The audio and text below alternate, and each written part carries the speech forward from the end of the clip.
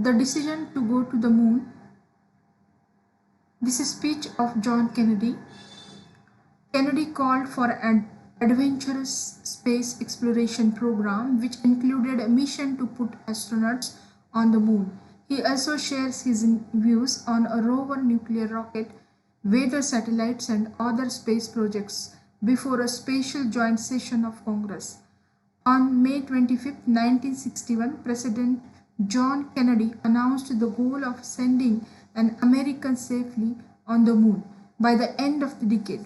He inspired the American people to share his heroic dream of putting man on the moon. The United States competed in a space race with the Soviet Union. Now Kennedy wanted to announce an ambitious program that the US had a strong chance at achieving before the Soviet. John Kennedy, his lifetime is 1917 to 1963. He was the 35th President of the United States from January 1961 until his assassination in November 1963. During his presidency, he confronted mounting Cold War tensions in Cuba, Vietnam, and elsewhere. He also led a renewed drive for public service and provided federal support for the growing civil rights movement. He wrote a Pulitzer Prize winning book, Profiles in Courage.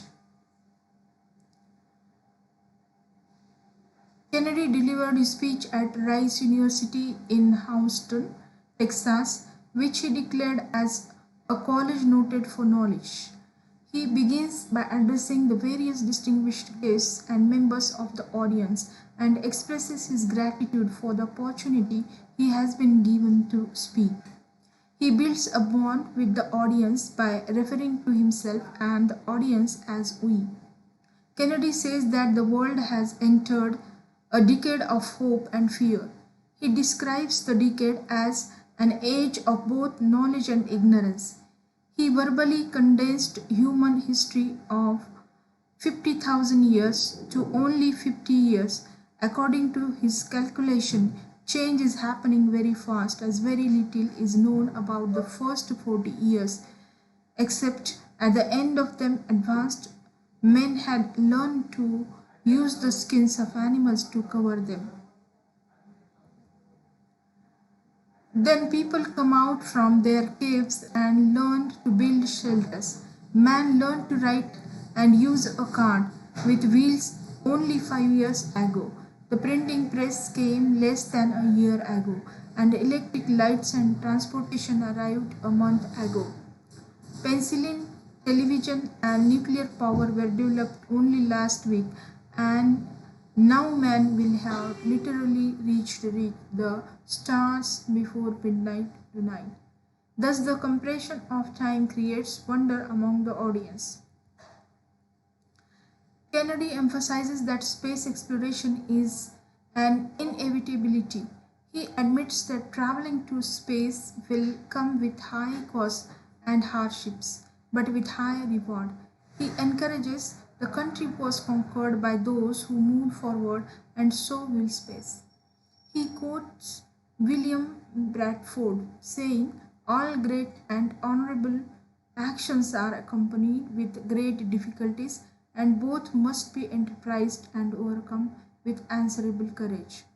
Further, he says that in man's quest for knowledge and progress, the exploration of quest will go ahead with or without US participation. Kennedy mentions nation's great history of innovation and expects the same in space exploration. He continues his point by stating that the United States has vowed never to see space filled with weapons of mass destruction, but with instruments of knowledge and understanding. Space exploration is compared to sailing on a new sea. There is a possibility of gaining new knowledge and earning new rights which must be used for the progress of all people. As technology itself has no conscience of its own, human beings are responsible for making it as a force for good or ill. So it is our concern to decide whether the space exploration will be a sea of peace or a new terrifying theater of war. Kennedy expects that Space can be explored and mastered without feeding the fires of war. He reminds that the humans have repeated the mistakes in extending power around the globe. Space exploration is hard and costly. Kennedy rhetorically asks the audience, why go to the moon? Why choose this as a goal? He compares his goal to climbing the highest mountain or flying across the Atlantic Ocean, both achievements humans have made. We choose to go to the moon in this decade, says Kennedy. With this, he has described his vision and mission that the United States will pursue a landing on the moon.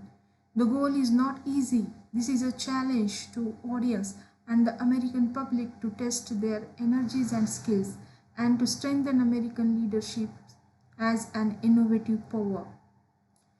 In his declaration, the challenge of space is one what we are willing to accept, one we are unwillingly to postpone, and one which we intend to win.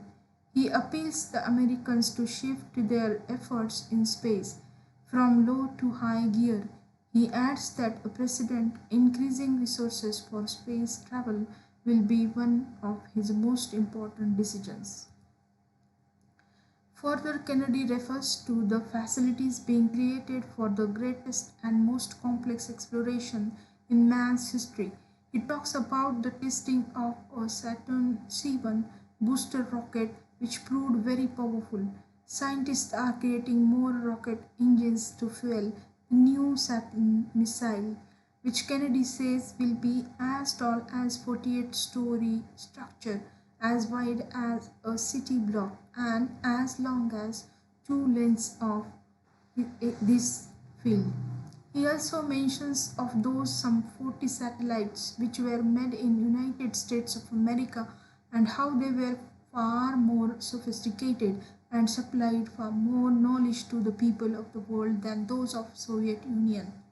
He appreciates the minister's spacecraft, calling it as the most intricate instrument in the history of space science.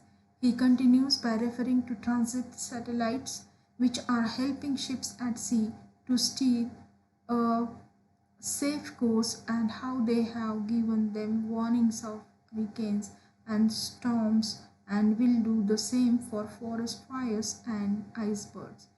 Kennedy accepts that they have had failures but they do not intend to stay behind, and in this decade they will move ahead. Space exploration will create more companies and jobs.